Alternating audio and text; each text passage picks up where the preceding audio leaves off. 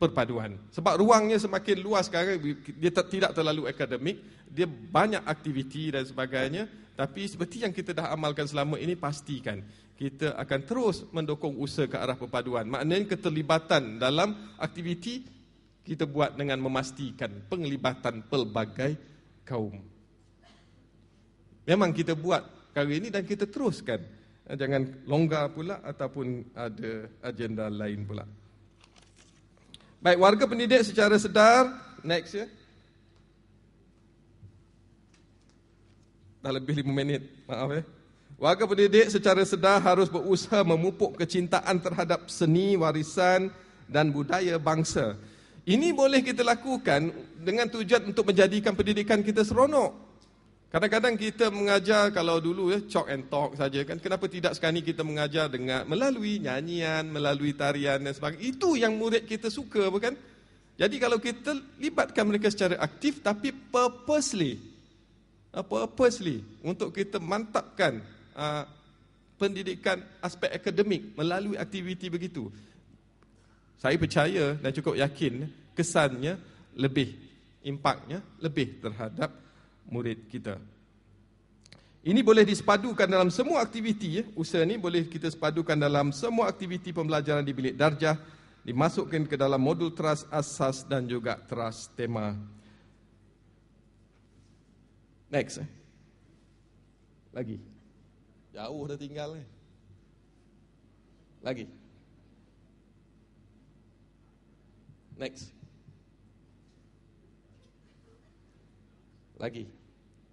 Okey, cabaran transformasi boleh ditangani jika kita semua memahami bahawa untuk membina negara bangsa, kita harus bermula dari pendidikan yang bersepadu, yang berpandukan falsafah pendidikan kebangsaan dan dilaksanakan secara teratur dan tersusun seperti yang digariskan dalam PIPP.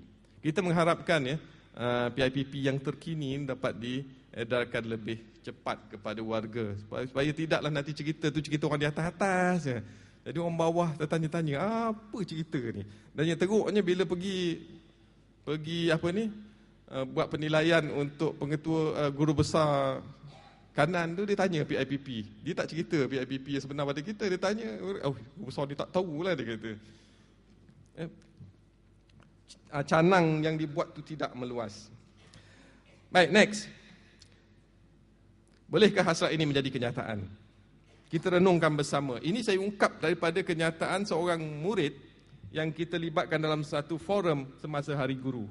Katanya, dulu kita jalan kaki, kasa nampak burung terbang dengan ria. Di atasnya pula kapal terbang yang dipandu anak kita.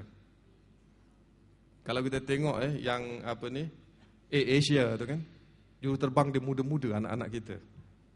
Muda-muda. Dan kapal terbang paling banyak di udara sekarang ni Asia lah. Bukan Mars lagi. Inilah kita warga Malaysia yang telah berjaya sederap dengan kemajuan dunia. Kita dah capai cukup tinggi. Kalau kita tidak berhati-hati, kalau kita tak terus naik, dikhawatiri kita akan jatuh. Jadi naik atau turun kita, bangkit atau jatuh kita, banyak tertakluk pada kita warga pendidik. Jadi untuk berjaya menangani cabaran serta melahirkan warga yang berakal nasional, berakal internasional, para pendidik perlu melengkapkan diri dengan ilmu pengetahuan serta pelbagai kemahiran, punya semangat juang yang tinggi dengan satu tekad, tiada halangan, hanya peluang. Maknanya apa-apa cabaran yang kita hadapi, kita anggap itu sebagai peluang untuk kita membuktikan keupayaan kita, dan insya-Allah dengan niat baik itu kita akan berjaya. Sekian, wabillahi taufik wa hidayah. Assalamualaikum warahmatullahi taala wabarakatuh. Terima kasih Encik Sulaiman. Jadi persoalan pertama Encik Sulaiman tadi, apa perlunya beliau hadir pada petang ini telah terjawab, ya.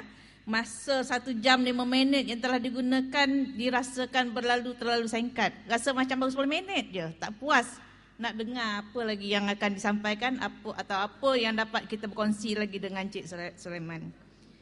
Jadi banyak input yang kita dapat, dan pada pandangan saya tidak salah ya pemilihan beliau untuk pembentangan kertas kerja pada petang ini. Begitulah hebatnya perkongsian ilmu atau pembentangan kertas kerja yang telah disampaikan oleh Encik Sulaiman. Tunjuk ajar yang dibesarkan, petua amanah dimuliakan, nasihat amanat diingat-ingatkan. Tampuk sama kita pegang, tangkai sama kita jenjeng, tali sama kita sambung, cakap sama kita pakai, ilmu diberi sama-sama kita kembangkan. Akhir kata, majlis mengucapkan ribuan terima kasih kepada Encik Sulaiman kerana dapat meluangkan masa untuk berkongsi ilmu dengan kita dalam majlis pada petang ini. Mohon maaf jika ada keterlanjuran bicara. Segala yang baik adalah datangnya dari Allah dan segala kekurangan adalah datangnya dari diri saya sendiri. Saya serahkan semula majlis kepada pengacara majlis.